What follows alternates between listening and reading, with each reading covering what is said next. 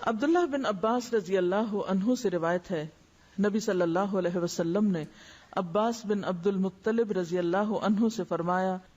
اے چچا جان عباس، کیا میں آپ کو کچھ عطا نہ کروں؟ کیا آپ کو کچھ عنایت نہ کروں؟ کیا میں آپ کو کوئی تحفہ پیش نہ کروں؟ کیا میں آپ کو 10 اچھی خصلتوں والا نہ بنا دوں کہ جب آپ یہ عمل کریں تو اللہ تعالیٰ آپ کے اگلے پچھلے پرانے نئے انجانے میں اور جان بوجھ کر کیے گئے تمام چھوٹے بڑے پوشیدہ اور ظاہر گناہ معاف فرما دے؟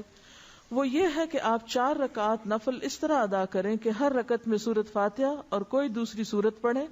جب آپ اس قرات سے فارغ ہو جائیں تو قیام کی حالت میں ہی یہ کلمات 15 بار پڑھیں، یعنی قرات کر کے سورۃ الفاتحہ پڑھ کے سبحان اللہ والحمد للہ ولا الہ الا اللہ واللہ اکبر۔ پھر آپ رکوع میں جائیں، تسبیحات رکوع سے فارغ ہو کر رکوع میں ہی ان کلمات کو 10 بار دہرائیں، پھر رکوع سے اٹھ جائیں اور سمع اللہ لمن حمدہ وغیرہ سے فارغ ہو کر 10 بار ہی کلمات پڑھیں،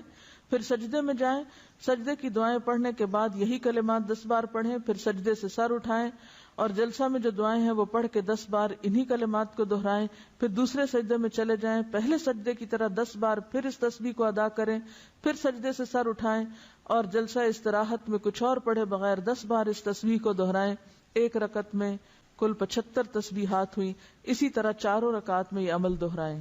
اگر آپ طاقت رکھتے ہو تو نماز تسبیح روزانہ 1 بار پڑھیں، اگر آپ ایسا نہ کر سکتے ہو تو ہر جمعہ 1 بار پڑھیں، یہ نہ کر سکتے ہو تو ہر مہینے میں 1 بار پڑھیں، یہ بھی نہ کر سکے تو سال میں 1 بار، اگر آپ سال میں بھی 1 بار نہ کر سکتے ہو تو زندگی میں 1 بار ضرور پڑھیں۔ حافظ ابن حجر رحمۃ اللہ علیہ فرماتے ہیں کہ یہ حدیث کثرت طرق کی بنا پر حسن درجے کی ہے، یعنی نماز تسبیح کی حدیث جو ہے اس کے بہت سے طرق ہیں، یعنی بہت سی چینز ہیں، اس لیے یہ حسن درجے کی ہے۔ شیخ البانی فرماتے ہیں کہ امام حاکم اور حافظ ذہبی نے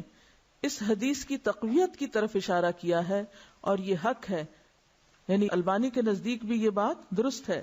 کیونکہ اس کے بہت سے طرق ہیں۔ علامہ مبارک پوری شیخ احمد شاکر نے بھی اسے حسن کہا ہے،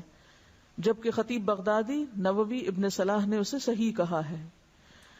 بعض اوقات صحیح لغیر ہی ہوتی ہے، یعنی ایک چین میں اگر ایک چیز کی کمی تو دوسری میں وہ نہیں، تو ایک کی کمی دوسرے نے پوری کر دی تو وہ حسن کس درجے پہ آ گئی؟ صحیح کے، لیکن وہ صحیح لذاتی ہی نہیں بلکہ لغیر ہی ہے، یعنی خود سے صحیح نہیں تھی بلکہ دوسری چین نے اس کو صحیح بنا دیا۔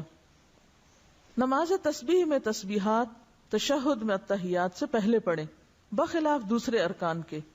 ٹھیک ہے؟ باقی تو یہ نا سورۃ فاتحہ وغیرہ پڑھ کے تلاوت کر کے پھر تسبیح پڑھیں، اسی طرح سجدے کی تسبیح پڑھ کے پھر یہ تسبیحات پڑھیں، سمع اللہ لمن حمدہ کہہ کے پھر تسبیحات پڑھیں، سجدے کی تسبیح پڑھ کے پھر یہ تسبیحات پڑھیں، اسی طرح دوسرے سجدے سے اٹھ کے پڑھ کے پھر اٹھیں۔ لیکن تشہد میں آپ کیسے پڑھیں؟ تشہد سے پہلے، بخلاف دوسرے ارکان کے۔